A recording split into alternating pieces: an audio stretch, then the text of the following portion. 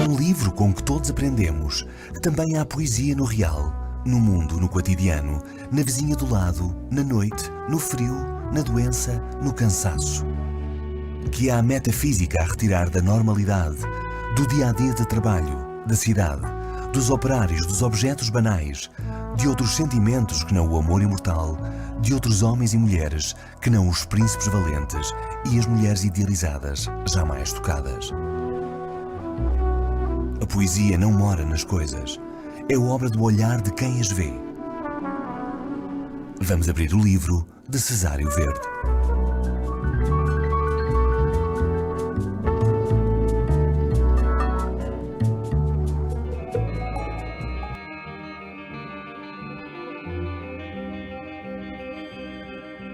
Portugal, segunda metade do século XIX. Depois das invasões napoleónicas, de uma guerra civil e da perda do Brasil, vivem-se por fim anos de paz. Tudo muda mais depressa que nunca, mas é um progresso em direção ao futuro. É o tempo da regeneração, dos comboios, dos telégrafos, das estradas, dos hospitais, dos tribunais, das pontes, das fábricas. A burguesia ascende e as cidades crescem.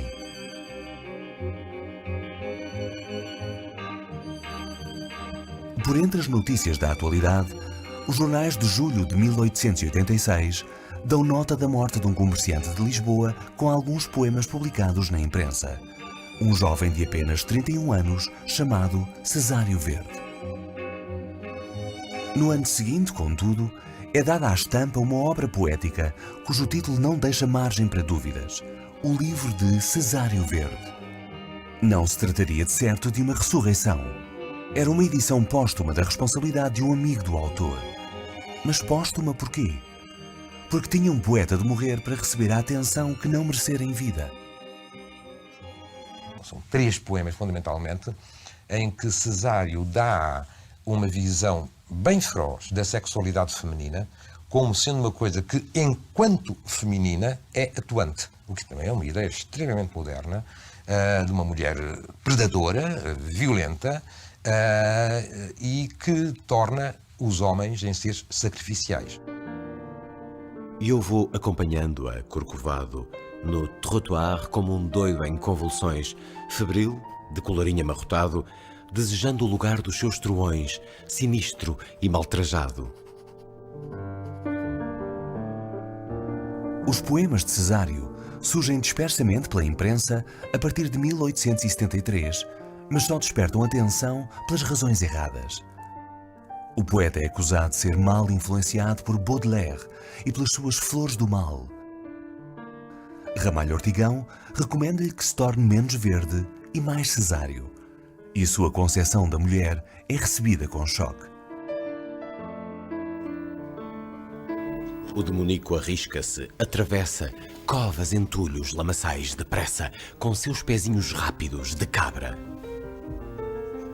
Ou seja, a maneira como ela se refere às mulheres é tudo menos lírica, é uma forma bastante brutal e hoje diríamos misógina. E portanto não era um poeta que escrevesse para agradar. Não era bem recebida a aventura literária do jovem comerciante. Cesário servia-se de novas palavras, novas imagens e de uma adjetivação sem paralelo. A única coisa que temos de semelhante a isso, contemporaneamente com ele, será não um poeta, mas um prosador poeta, que é o Eça de Queiroz, que é um grande poeta satírico, como lhe chamou José Régio, e que na adjetivação é tão surpreendente como o Cesário na poesia. Será então que ao menos o grande Eça compreendia Cesário? É impossível que o Eça não tenha percebido que o Cesário era bom.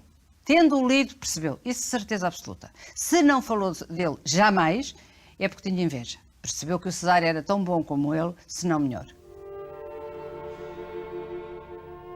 A adulação repugna aos sentimentos finos. Eu raramente falo aos nossos literatos e apuro-me em lançar originais e exatos os meus alexandrinos.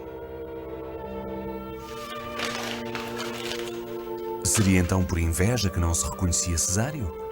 Ou por pura e simples incompreensão? O século XIX é o tempo da ascensão e queda dos românticos.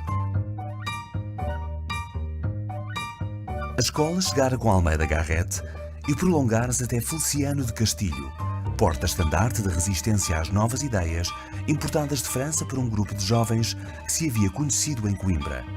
Essa, Antero de Quental, Teófilo Braga, entre outros, propõem acabar de vez com a debilidade sentimental romântica e instaurar o realismo. Mas na poesia, ninguém parece acompanhar Cesário. Foi completamente revolucionário no seu tempo. O primeiro poema dele é de 1873 e a poesia que se fazia nessa altura era uma poesia muito lamecha, muito sentimental, apelando muito aos sentimentos mais melodramáticos. E ele, de repente, irrompeu como se fosse um relâmpago. O Cesário Verde é o primeiro poeta que já não é romântico, que está muito influenciado por uma série de ideias, digamos, progressistas, positivistas, e isso nota-se muito nos poemas, mas que tinha um gênio poético, tinha um gênio da linguagem.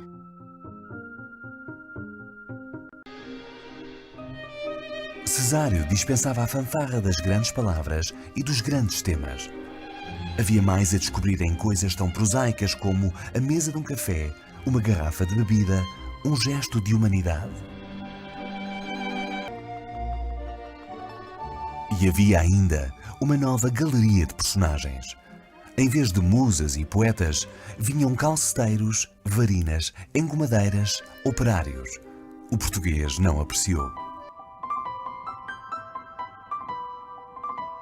A Lisboa que então cresce é caótica e boémia. Cesário frequenta-a ao lado de Silva Pinto. Os botequins, as tertúlias, os teatros, todos os lugares onde, a pretexto da noite, se revelam as verdades mais íntimas. A cidade torna-se a personagem central da sua obra. Mas a novidade grande dele são os poemas sobre Lisboa. Lisboa, que é uma confluência de culturas, de povos, que tem ecos dos descobrimentos, tem ecos um pouco ténues, mas enfim, da Revolução Industrial, do progresso, da pobreza. Uma Lisboa que, afinal, ainda resiste. As lojas, são ainda as retrosarias, a Rua da Madalena, a Rua dos Fancais, ainda é muito a Lisboa do Cesário.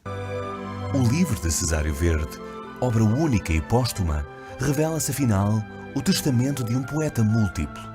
O poeta do objetivo, do palpável, o poeta de Lisboa, o poeta dos sentidos.